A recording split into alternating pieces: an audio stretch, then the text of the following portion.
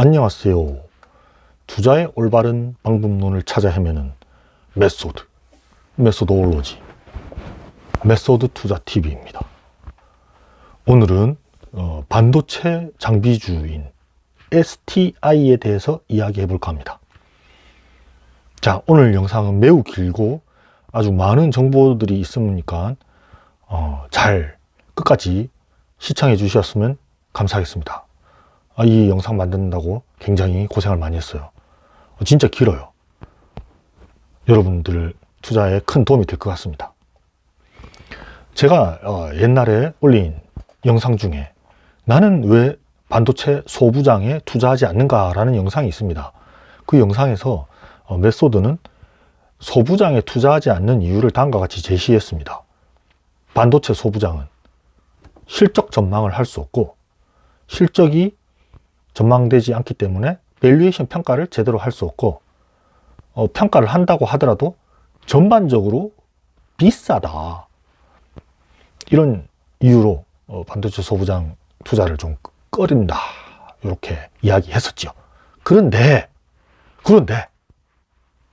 최근에 삼성전자와 하이닉스가 약간의 어떤 증설 움직임을 보이고 있습니다. 용인과 평택 등지에서 공장 건설 속도가 다시 빨라지고 있다. 제 친구 중에 평택 반도체 공장 건설 현장에서 일하는 친구가 있는데 그러더라고요.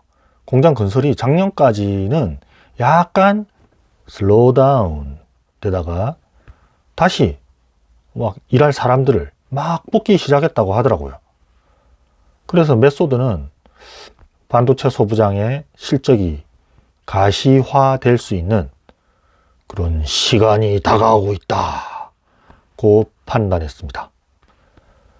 반도체 대형사의 삼성전자, 하이닉스, 이 반도체 대형사의 인프라 투자가 본격화되는 시점이다.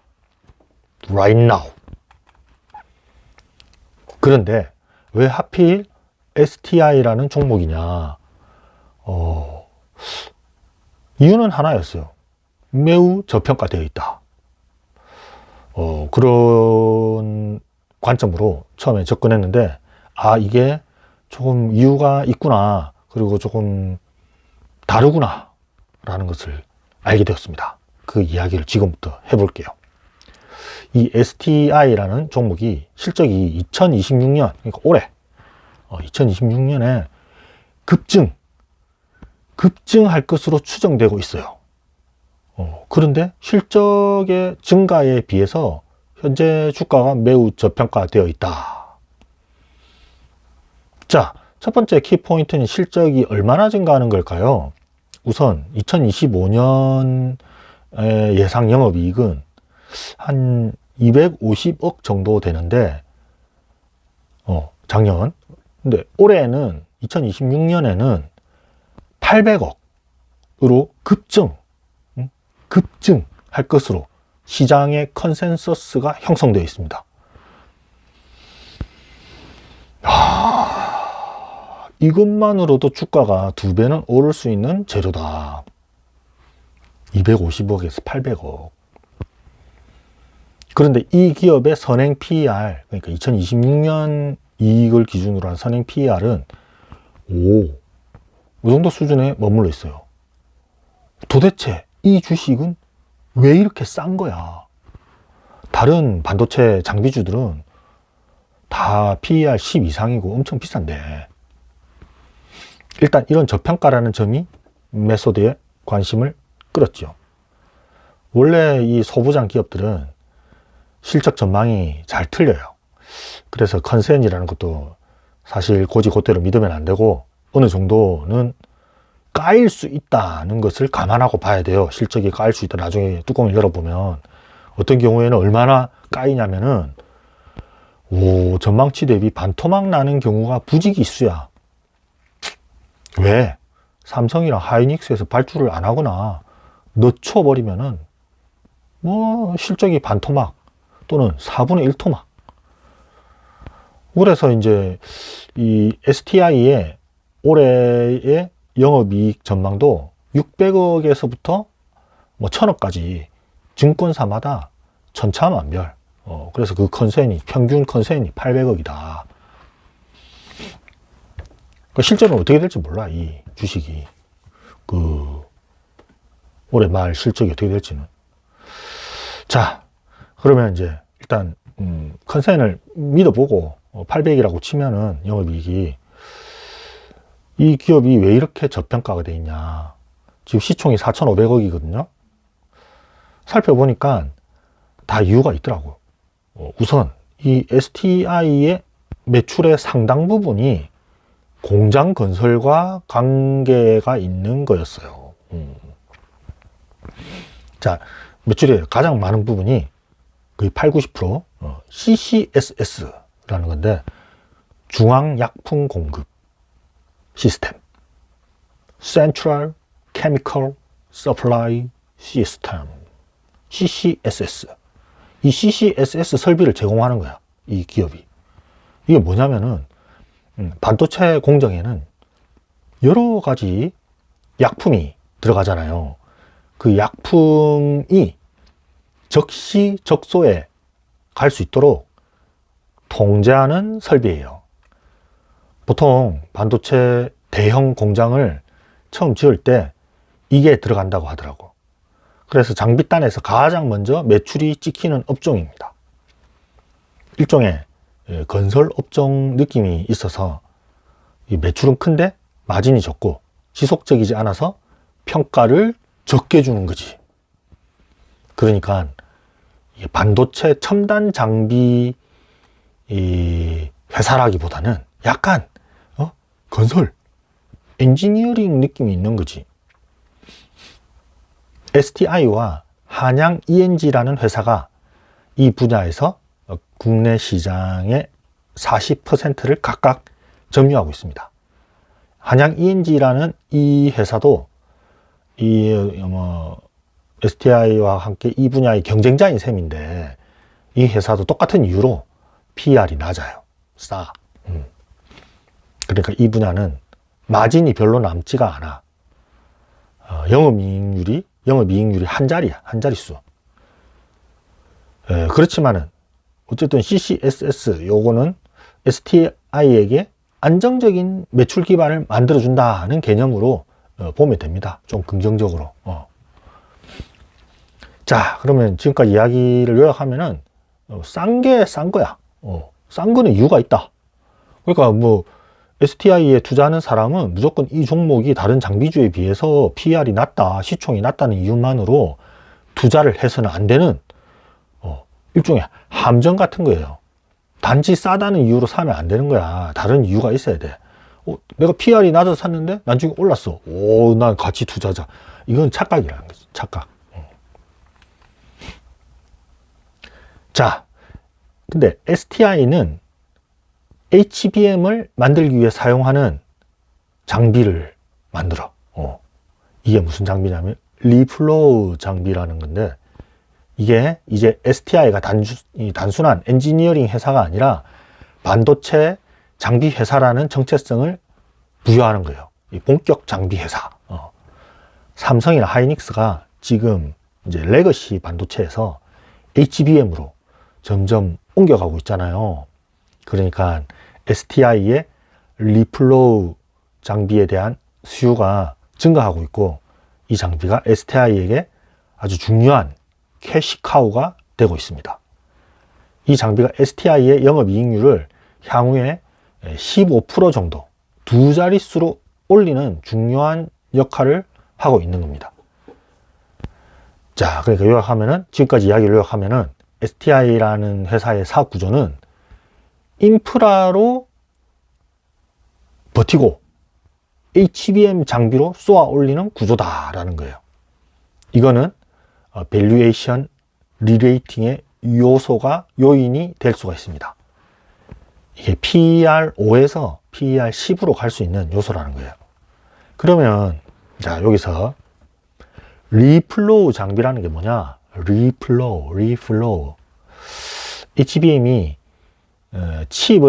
메모리를 여러 층으로 쌓는 거잖아요. 그 사이를 납땜해서 붙이는데, 칩과 칩 사이를 납땜을 해서 붙여. 이 칩 사이를 깨끗하게 청소하고 납땜용 공, 납땜용 공이 동그란 거를 솔드 범프라고 한대. 이 납땜 재료를 가열해서 가열해서 액체 상태로 만들어. 그러면은 칩과 칩 사이에 솔더 범프가 녹으면서 이게 칩이 딱 접합이 된대요. 그래서 그 이름이 리플로우인가 봐. 다시 녹아서 흘러서 붙인다. 뭐 이런 건가? 잘 모르겠어. 하여튼 그런 건가 봐. 여튼 이게 HBM 만드는데 아주 필수적인 장비야. STI의 핵심 고객사는 당연히 하이닉스지요. 하이닉스가 맨 먼저 HBM을 만들었으니까. 그런데 최근에는 마이크론에도 수주를 했고, 이제 삼성전자에도 진입이 가속화될 것으로 전망을 합니다. 2026년에 리플로우 장비의 매출이 과거 5%에서 20에서 25%까지 확대될 거라고 합니다. 그러니까 리플로우, 이 전체 회사의 매출에서 리플로우 장비 매출이 확 뛴다는 거예요. 그러면은 이게 마진이 좋은 물건이잖아. CCSS보다. 그러니까 이런 마진이 좋은 물건이 많이 팔리니까 이 회사 전체의 영업이익이 증가하겠지요. 이게 STI 투자에서 핵심 포인트야. 핵심적인 투자 포인트.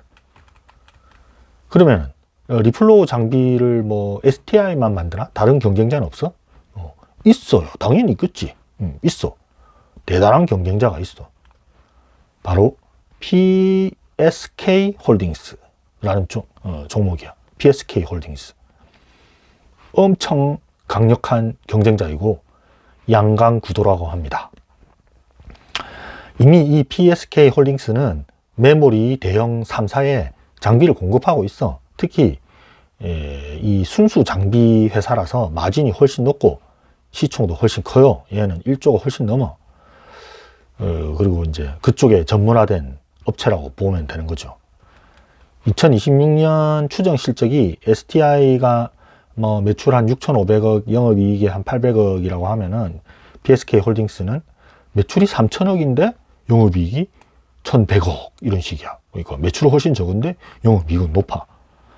그러니까 당연히 PSK 홀딩스가 더 높은 밸류에이션 평가를 받을 수 있는 거지요. 더 좋은 회사라는 거지. PSK 홀딩스는 TSB, 그러니까 이 층층이 쌓인 칩을 관통하는 이 전극을 파는 공정에서 그 찌꺼기를 제거하는 장비를 같이 팔아요. 좀 어렵죠. 그래서 이 종목은 영업이익률이 한 40%에 달하는 괴물이라고 하네요. PSK 홀딩스 사야 되나?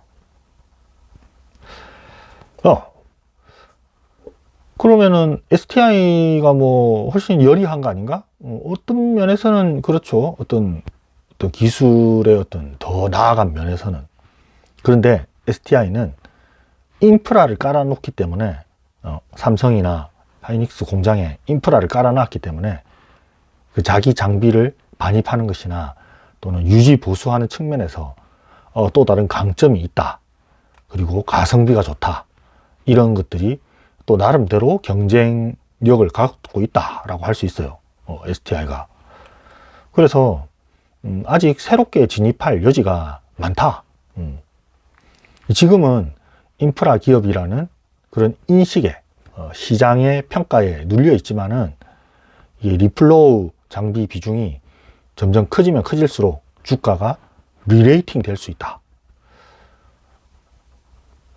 그리고 이제 단기적으로는 STI가 PSK보다 더 유리한 부분도 있어요. 자, 이제 요거를 또 이제 설명을 해보겠습니다. 점점 좀 들어가는데 잘 따라오시길 바랍니다. 제가 이거 한다고 좀 힘들었어요. 자, 여기서 이제 중요한 포인트, 제덱이라는 단체가 있어.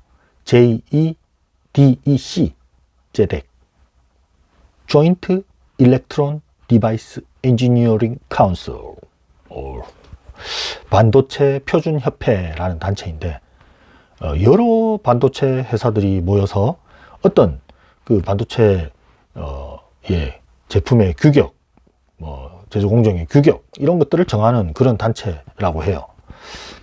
반도체는 혼자 만드는 게 아니잖아요.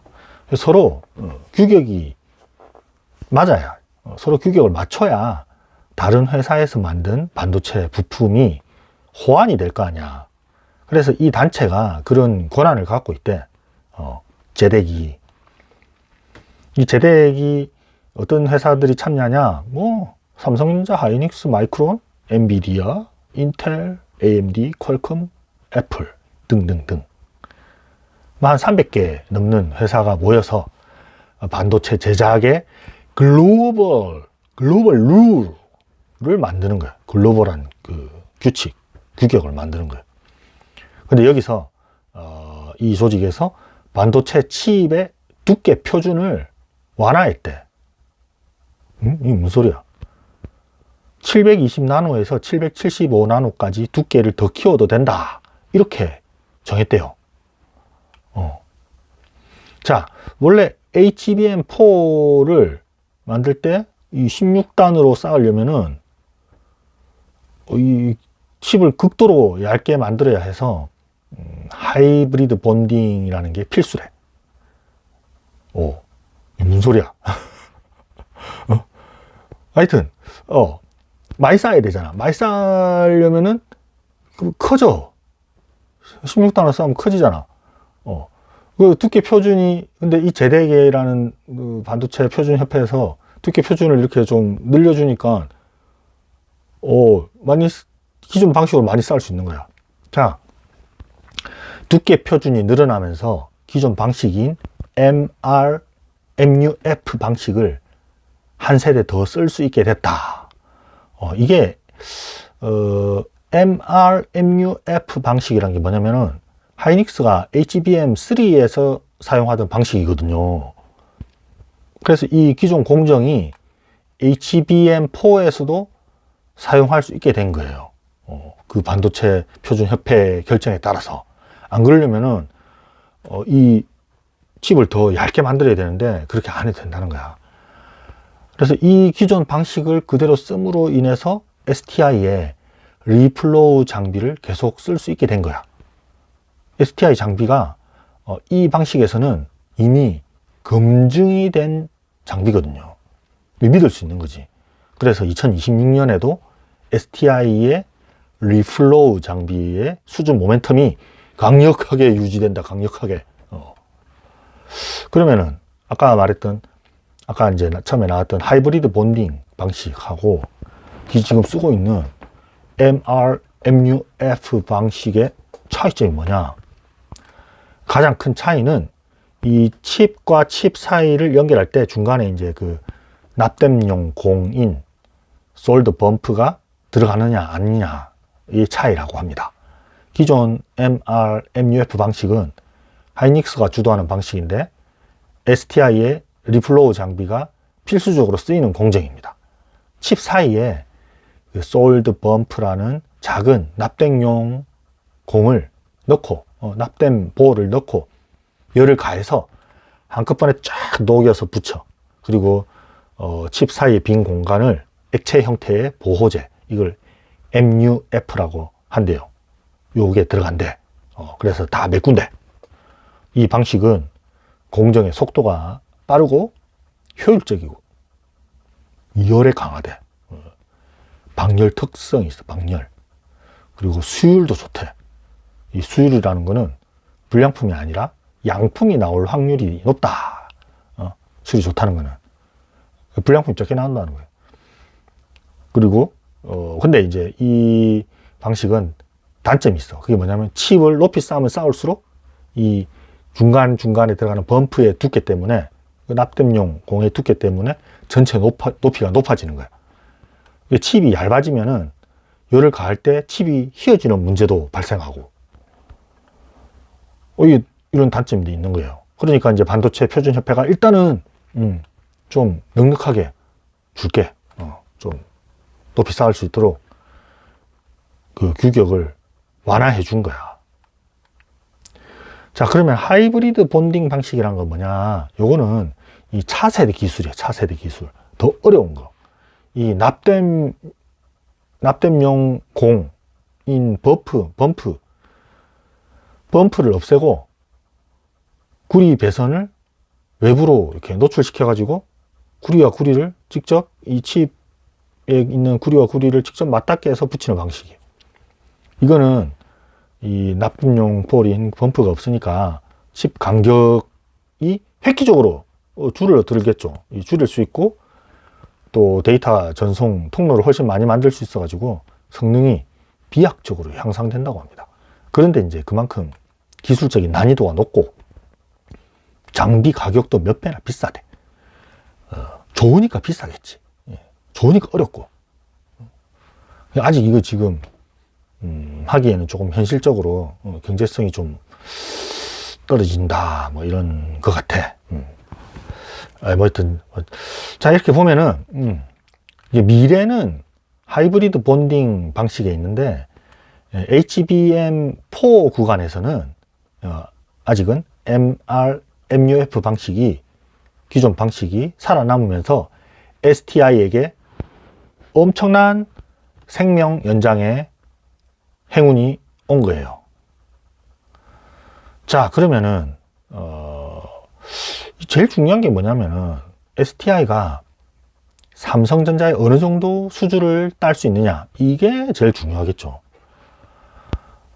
우선 평택 P4 라인에 인프라 구축 과정에서 대규모 수주가 발생하고 있다고 합니다, 지금. 그리고 평택 P5 라인과 미국 테일러 파운드리 공장에서도 수주 가시성이 높대. 일단 공장을 지으려면 CCSS를 넣어야 하니까 이 분야의 STI 수주는 필연이겠죠. 자, 그 다음에 삼성전자가 HBM의 진심일수록 STI의 수혜가 커지는 구조입니다. 메소드 생각에는 이렇게 될 것 같아요. 이게 될 것 같아. 삼성전자가 HBM에서 하이닉스를 잡겠다고 맘먹은 것 같아. 지금 삼성전자가 HBM 생산 수준이 삼성전자의 HBM 생산 수준이 웨이퍼 기준으로 월 17만 장, 한 달에 17만 장 정도인데 이거를 월 25만 장으로 올리겠대. 마음 먹었어, 지금 삼성전자는. 그러면은 이게 마진이 좋은 STI의 리플로우 장비 주문도 막 넣겠지. PSK에도 넣고 STI에도 넣고. STI에서 삼성전자의 리플로우 장비를 넣기로 했다는 이런 공시가 딱 뜨면은 주가 급상승하겠죠. 삼성전자 입장에서는 PSK 홀딩스에 전적으로 의존하기보다는 공급망을 다변화하고 싶을 거 아니야. 그러면 이미 CCSS에서 삼성전자하고 이렇게 신뢰를 쌓은 STI 장비를 채택할 가능성이 매우 높지요. 삼성전자가 HBM에 올인한다 그러면은 STI의 리플로우 장비는 삼성전자 공장으로 전격 침투하게 되고, 그러면 이 회사의 2026년 영업이익은 1000억 달성할 수도 있습니다. 1000억 달성하면 영업이익률 15% 달성하게 된다. 이런 시나리오죠.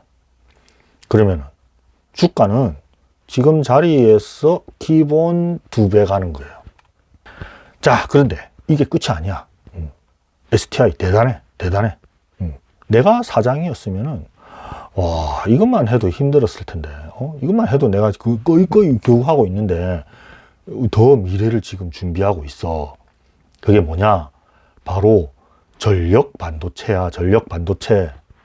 일단 얘네들이 전력 반도체 제조 관련 장비를 만들었어.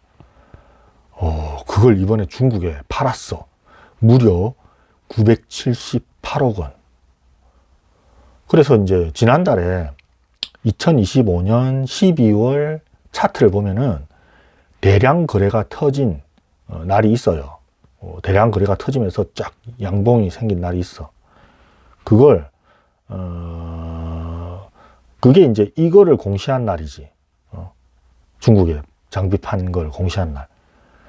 이 매출 규모가 2024년 매출의 30%에 달하는 엄청난 규모야. 전력 반도체는 고전압, 고온에서 작동하기 때문에 열 관리가 굉장히 중요해요. 열 관리가 핵심이야. 그런데 이 열을 잡는 부품을 생산하는 장비를 만들었다라는 겁니다. STI가. 그리고 얘네가 또 만든 게 뭐가 있냐면은 전력 반도체 소재인 탄화규소, 실리콘 카보네이트, 탄화규소 인곳을 만드는 장비를 개발했다. 인곳은 그 소재 덩어리. 이 탄화 실리콘 인곳 장비를 국산화한 거야. 또 무슨 장비가 있냐면은 전력 반도체에 웨이퍼를 씻는 세정 장비도 개발했대. 이 인곳을 짜자자작 소세지 자르듯이 자르면은 그게 이제 페페로니 같은 웨이퍼가 되는 거야. 그러니까 얘들은 현재 이익은 HBM 장비인 리플로우가 맞고 미래의 멀티플은 전력 반도체로 간다. 이런 전략이에요. 와, 미치겠네. 대단해. 자, 여기에 한술 더 떠서 아예 전력 반도체 웨이퍼를 직접 생산하기로 했대. 지들이. 지금 부산에 공장을 짓고 있어. 부산. 블루베리 스무디. 부산. 자, 자기들이 만든 장비로 직접 소재를 만들어서 팔겠다는 거.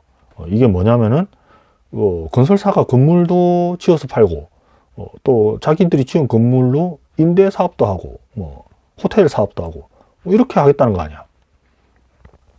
지금 부산 기장에 3천억 원을 들여가지고 2026년 완공을 목표로 하고 있대요.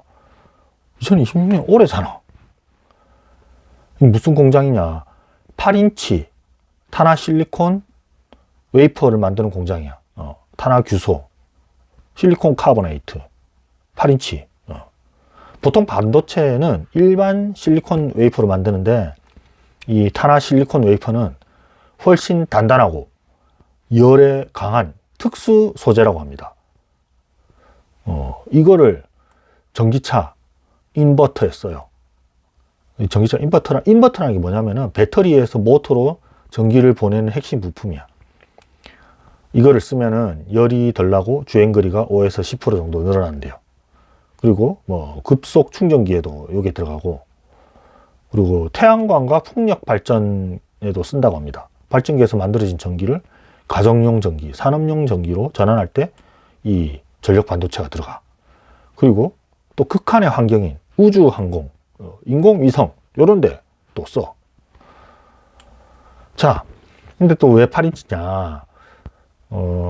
지금은 6인치가 시장의 주류인데 삼성전자를 비롯한 글로벌 기업들이 8인치로 전환하려고 해.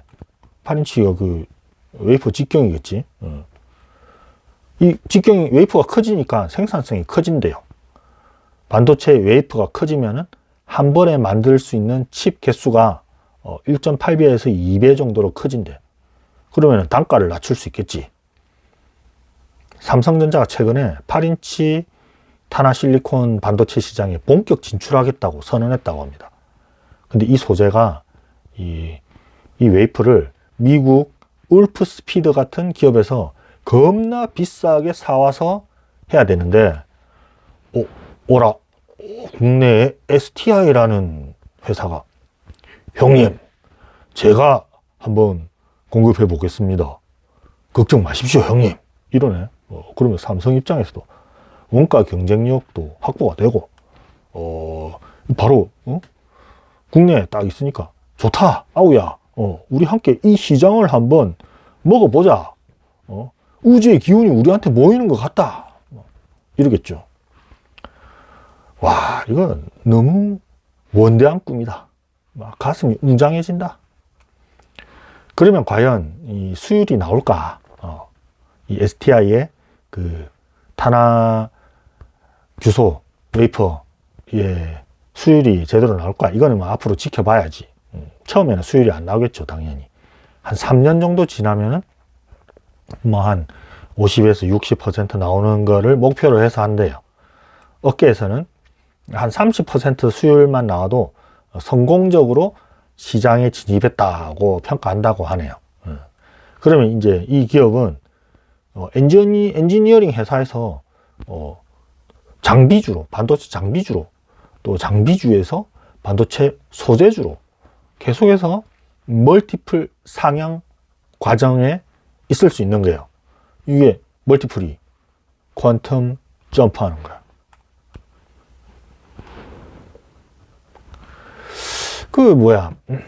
현대차도 그랬잖아요. 그냥 싼 주식이었는데 성장 모멘텀이 딱 붙으니까 멀티플이 팍 증가했잖아. 현대차 실적이 증가한 건 아니야. 그냥 멀티플이 증가한 거지. 이 주식도 약간 그런 비슷한 유사한 포인트가 있다고요. 자, 그 2025년 연말에 있었던 중국으로의 수출, 이런 어떤 중화권으로의 수주가 앞으로 더 있을 수 있을까? 중국도 반도체 자립 프로젝트에 박차를 가하고 있죠. 얘네들도 전력 반도체 어마어마하게 만들어야 돼. 이제 더 이상 미국에서 칩을 사서 쓸 수가 없게 됐잖아요. 지금 중국에서도 8인치 탄화 실리콘 전환을 위한 그런 대규모 투자가 진행되고 있어요. 그러면 STI 장비가 이번에 사갔는데 딱 검증되었다 그러면은 추가적인 중화권 콜이 쏟아지겠지. 얘네들은, 중국은 지금 미국이나 네덜란드 장비를 쓸 수가 없잖아요. 그리고 이제 얘들도 자기들 장비 회사가 있지만 아직은 기술이 좀 부족해. 물론 이제 얘들도 장기적으로는 장비 자립을 하게 되겠지. 우리나라도 그랬잖아. 우리나라도. 그러니까 중국이 지금도 장비 자립률이 2024년에는 25%였는데 2026년에는 35%를 돌파한다고 합니다. 일부 뭐 세정 공정이나 식각 공정에서는 50%를 자립했대. 무시무시해요, 얘네들도.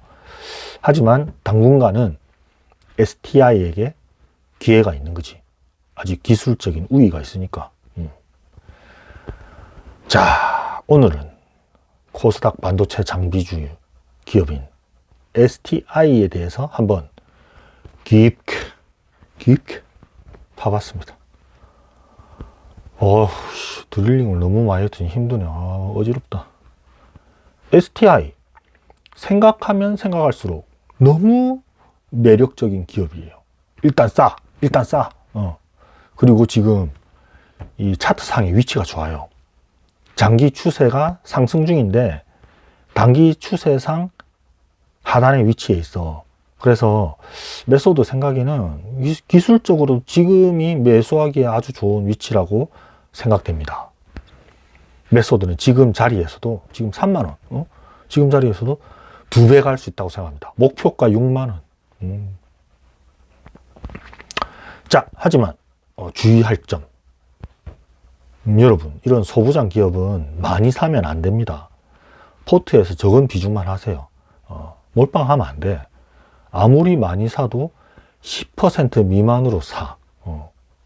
포가창이 얇아서 나중에 팔기 힘들어, 많이 사면. 그리고 반도체 사이클이라는 게 급변하면 어찌 될지 모르잖아. 뭐 소부장이라는 것들은 하루에 10%씩 하락하는 게 다반사예요. 지금 최근에 테크잉 봤잖아요. 막 15%, 16% 하락하잖아. 그리고 또 뭐 이렇게 크게 보면 꼭지에서 반토막 나는 것도 예사예요.